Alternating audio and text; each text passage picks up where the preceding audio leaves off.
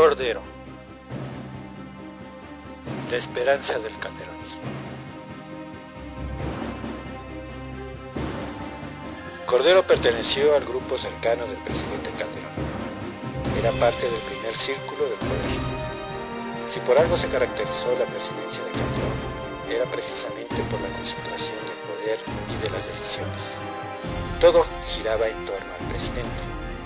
Como parte integrante de este grupo, Cordero fue secretario de Desarrollo Social, secretario de Hacienda y Crédito Público y finalmente candidato del presidente Calderón en el proceso interno del PAN.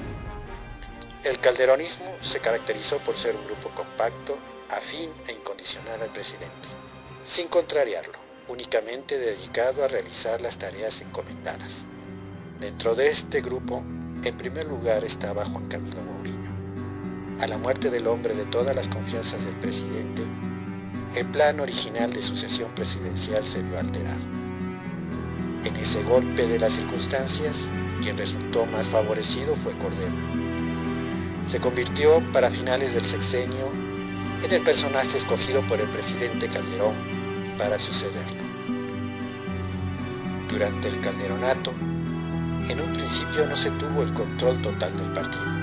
Espino actuaba como un gran obstáculo en los designios que el presidente Calderón tenía para el Partido Acción Nacional. Como nunca antes, durante el sexenio de Felipe Calderón, al partido se le exigió pagar un costo político alto por las acciones emprendidas. En pos de conseguir un gobierno eficiente y buenos resultados para México, el PAN tuvo que pagar los costos de una reforma hacendaria incompleta, pero que le daba viabilidad financiera a la presidencia de Calderón. Un costo político que sigue pagando el partido.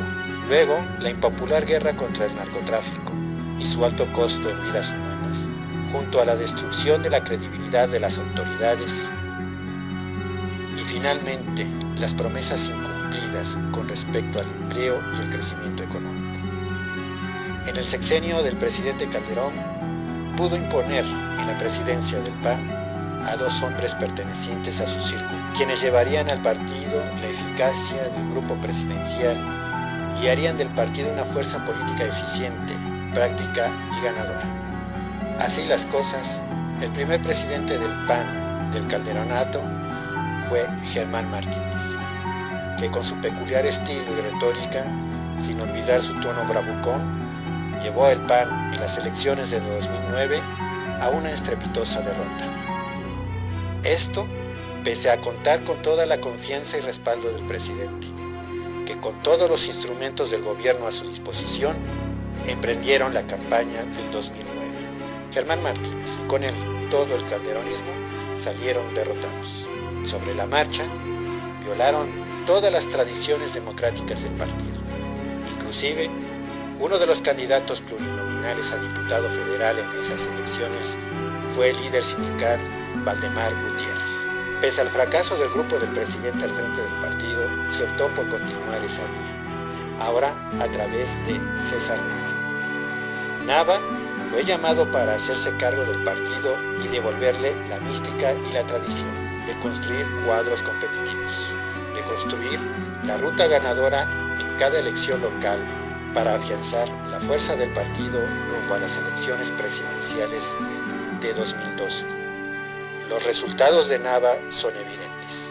Hoy es más recordado por el regalo de unos amigos, quienes le vendieron un departamento con un valor nominal de 15 millones de pesos en tan solo 1 millón de pesos, o por señalamientos de corrupción cuando fungió como representante legal de PEM. A este grupo de destacados pertenece Cordero. El grupo del calderonismo finca hoy sus esperanzas en Cordero, como un paso previo para volver a las mieles del poder.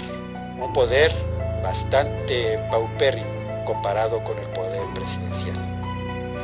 Cordero promete hacer en el PAN lo que fue incapaz de hacer como funcionario público. El calderonismo quiere volver a ser la fuerza dominante en el partido. Quiere el control total, una vez más. Ahora sin el poder presidencial como respaldo, sin los instrumentos que brinda el poder, ni los recursos que estuvieron a su disposición. Con todo esto, fueron incapaces de ganar elecciones o mantener el poder. Como secretario de Desarrollo Social, Cordero no se caracterizó por la innovación en los programas sociales en la dependencia, ni por una expansión de los programas o alguna estrategia para combatir la pobreza extrema. Se dedicó únicamente a administrar lo ya construido en sexenios anteriores.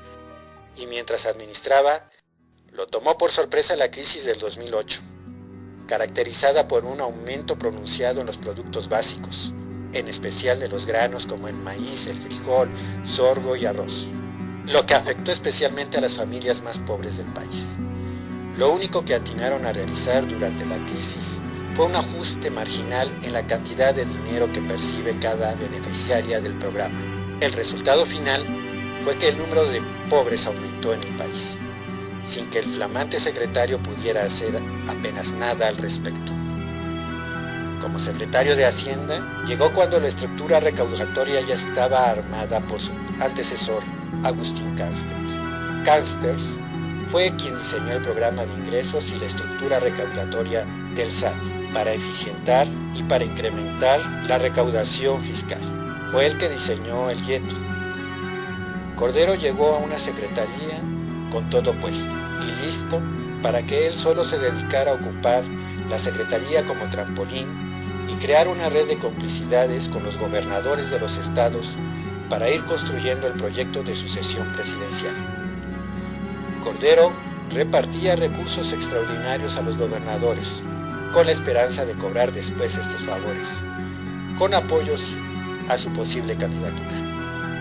Lo cierto es que no fue muy eficiente en este sentido, pues una vez que dejó el cargo, pocos gobernadores le devolvieron los favores recibidos, y su sueño presidencial fracasó en elección interna rotundamente. Es este personaje el que se nos presenta nuevamente, ahora en busca de la presidencia del Partido Acción Nacional. Su paso por las secretarías de Hacienda y Sedesol no se caracterizaron por la innovación o los resultados.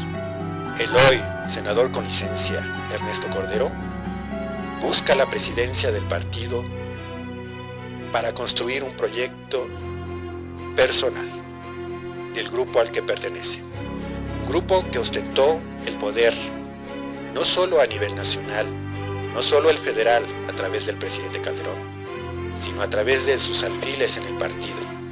Fue en este periodo donde se perdieron el mayor número de presidencias municipales y de gobiernos estatales. Fue en este periodo donde se perdió la mayoría en el Congreso de la Unión. ¿Qué podría esperarse de este grupo sin recursos, sin instrumentos a su disposición?